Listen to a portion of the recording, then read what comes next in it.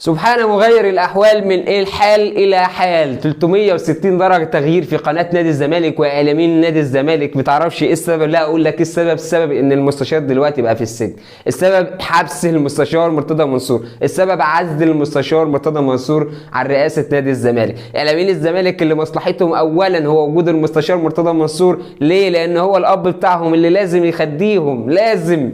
مين هيدفع؟ مين هيطبطب عليهم؟ مين قايل لهم اطلعوا اشتموا في ده وغلطوا في ده وما تقلقوش مرتبكم هيوصلكم كل اخر شهر؟ مين ده غير المستشار مرتضى منصور؟ السلام عليكم ورحمه الله وبركاته، واهلا بيكم اخواتي دلوقتي بتشوفوني على قناه اليوتيوب. اتمنى منكم كل الدعم، اللايك والكومنت والاشتراك في القناه عشان يوصلكم بكل جديد. اخوكم احمد عاطف بيقدم محتوى رياضي لسه جديد، اتمنى منكم كل الدعم. واعلامي قناه نادي الزمالك والكابتن خالد الغندور، غندوريات زي ما بتقولوا. بيقول لك الكابتن خالد الغندور طلع على قناه نادي الزمالك امبارح بيقول لك المستشار مرتضى منصور يتحمل كافة القرارات، والكلام اللي قاله ضد الكابتن محمود الخطيب واللي حصل فيه ده يستاهله. يا سلام يا كابتن خالد، كان فينك من زمان؟ وكان فين الكلام ده من زمان يا كابتن خالد لما كنت بتطلع تقول حاضر ونعم والطاطي وتقول ده الكابتن محمود الخطيب ده ما يصلحش، ده الكابتن محمود ده الخطيب ده اخواني، ده الكابتن محمود الخطيب ده بتاع ساعات، ده الكابتن محمود الخطيب ده. كان فين كلامك يا كابتن خالد يا غندور؟ دلوقتي بقى الكابتن محمود الخطيب عنده حق والمستشار يتحمل كافة القرارات والكلام. الله اكبر، ظهر الحق بعد ما كل واحد اتدارى وخد مكانه. طلع كل حاجه على حقيقتها دلوقتي.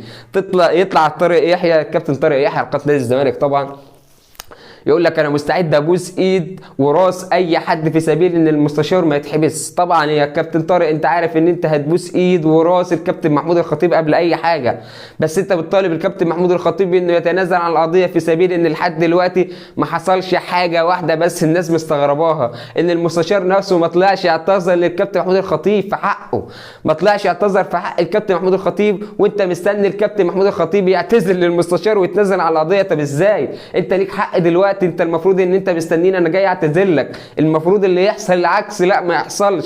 جمهور الاهلي كله ضد الكابتن محمود الخطيب في التنازل عن القضيه. انا بقول لك انا من جمهور الاهلي وبقول لك جمهور الاهلي كله ضد الكابتن محمود الخطيب في التنازل عن القضيه. مفيش تنازل عن القضيه بنسبه 90%، لو حصلت بنسبه 10% ده هيكون ده في صالح الكره المصريه مش اكتر.